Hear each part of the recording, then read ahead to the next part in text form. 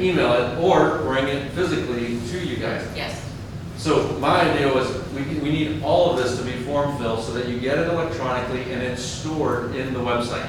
And at any point in time, if you want to export the list, you can, and it would be done again in CSV or Excel format.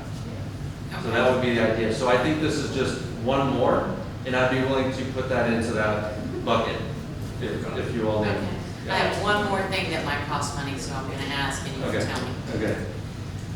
Is it a lot of money?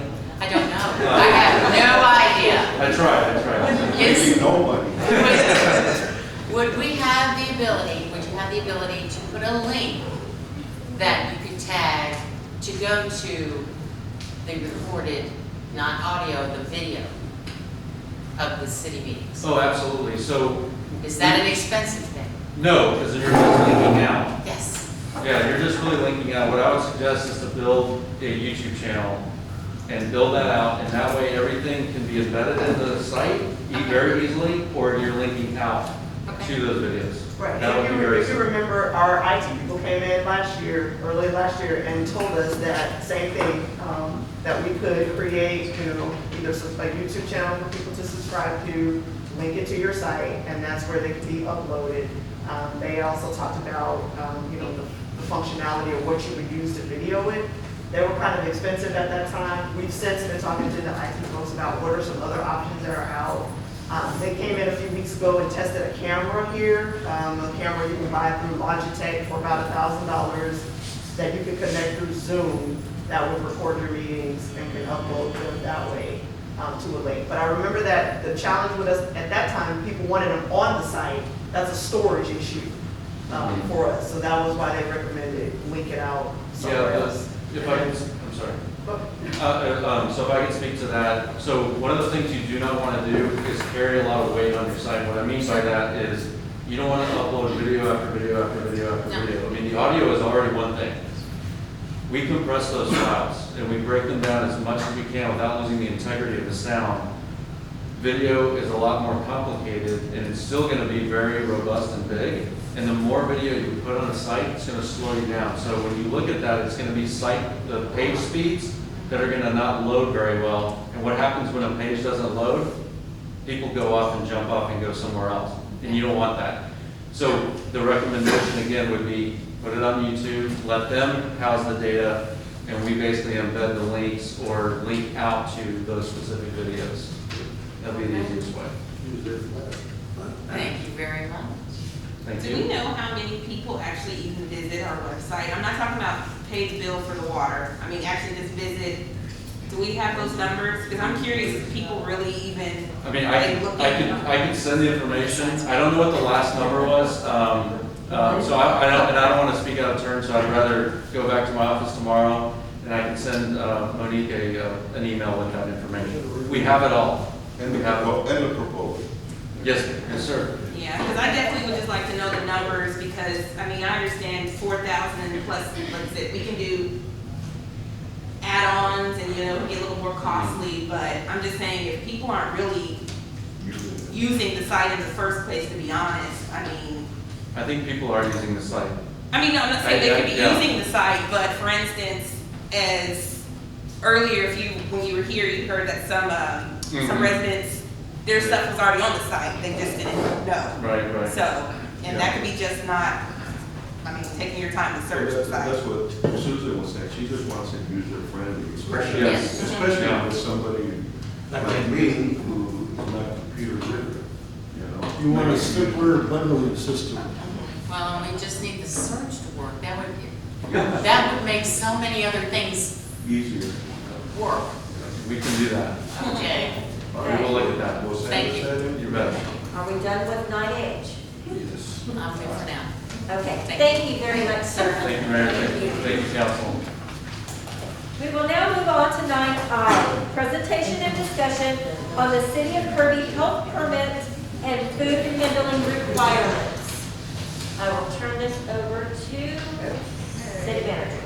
So, just so you know, we use Environmental Health Group, which is actually a women-owned business in the San Antonio area. They are our contract health inspectors. pay them $1,100 a month, and that includes them doing inspections on food establishments, bars, daycares, adult daycare centers, the school kitchens, that type of thing. So they were not able to be here tonight, so I wanted to inquire from them what I understood Councilmember Salazar inquiry to be, which was about people preparing food at home. So that falls, some of those things fall under what they call the cottage law in the state of Texas. So they sent this PowerPoint presentation, you have a copy of it in your packet as well. They also sent a checklist, kind of some frequently asked questions to look at. So Patty, we'll just kind of go through this. What they wanted us to know is that, cottage food production operation is defined as an individual operating out of the individual's home. Produces at the individual's home a baked good that is not a time and temperature control for safety food, fuels home as such. So basically, kind of to elaborate on that a little bit, is that that applies to specific types of food preparation. And I went to the Department of State Health Services website, and it had, they have a frequently asked questions section on there. And I thought that was very helpful just to kind of point out what some of those at-home preparation food items are. You can go to that next slide, but there's an extensive list of things that you can prepare at home that qualify under the cottage law. There are things like candy, coated and uncoated nuts, roasted nut butters, fruit butters, and canned jam or jelly, fruit pie, dehydrated fruit or vegetables, including dried beans, popcorn snacks, cereal, granola, dry mix, frozen raw, and uncut fruits or vegetables. Other items is additional items that like pickled fruit or vegetables, mustard, coffee, dry tea, herb mixes, different plant-based canned goods. These are the food items that basically fall underneath that requirement. So basically non-refrigerated items. That definition includes, anyone who has an annual gross income of $50,000 or less from the sale of those items. So if you're preparing them at home and you're making less than $50,000, that qualifies. Sell the foods produced directly to consumers and deliver products to the consumer at the point of sale or another location designated by the consumer. So for example, you couldn't be packaging it, selling it to a restaurant establishment for them to go out and sell somewhere else. You have to be selling it directly to your patrons. And not, I don't think it's up here, but there is within the frequently asked questions, it talks about things that do not fall under that operation. And they are things like meats, fish, shellfish, fresh cooked meats, raw meats, sprouts, fresh cooked cut vegetables and fruits, those types of things. So like you said, temperature control, items for the most part. There's also specific requirements that you have to place on that food. So that last highlighted section there, the food must be packaged and labeled, and it has to say this food is made in a home kitchen and is not inspected by the Department of State Health Services or a local health department. That way the consumer knows that they are purchasing it from you and you prepared it in your home. So again, some of the takeaways that they wanted us to be sure we understood is that no sales to retailers, must sell to your end consumer. Can sell at events and farmers markets, that is allowed. You can sell limited food items only. So again, the things that fall within the cottage law production list. Must label all the foods sold accordingly, and you must have food handler training. Now, we used to have here in the city of Kirby, our health inspector would come here every few months and teach an in-person food handlers course. We did away with that because they went to online training, which is readily available. Anyone can go to the state website. You can pay $7 to get a food handler's card. You have to take that even when you go work in fast food. So that's something that anyone who's interested in being trained can go online and take that course. Get your food handler's permit. And then those cottage law protected items are not subject to licensing or inspections. So if someone says that they got sick from buying something out of a person's home, we will not call the City of Kirby health inspector to go over there. That is not regulated by us. So you would need to contact the state if you feel like, there's an issue there, but again, we don't get involved in that. So we are not regulating any local businesses that fall under this law.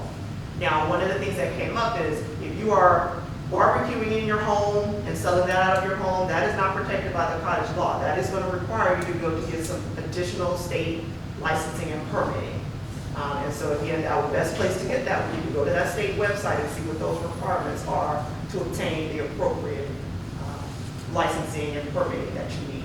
The city of Kirby only handles permitting actual food establishments. So the fast food restaurants, the sit-down restaurants, they are required to come here annually and update their permits. They get inspected annually. They also get inspected if there's an issue. We get health reports every month if they need to go and re-inspect something, or if there's a complaint. So I don't want to use any restaurant names, but let's say restaurant X. Someone says they feel like they got food poisoning from restaurant X.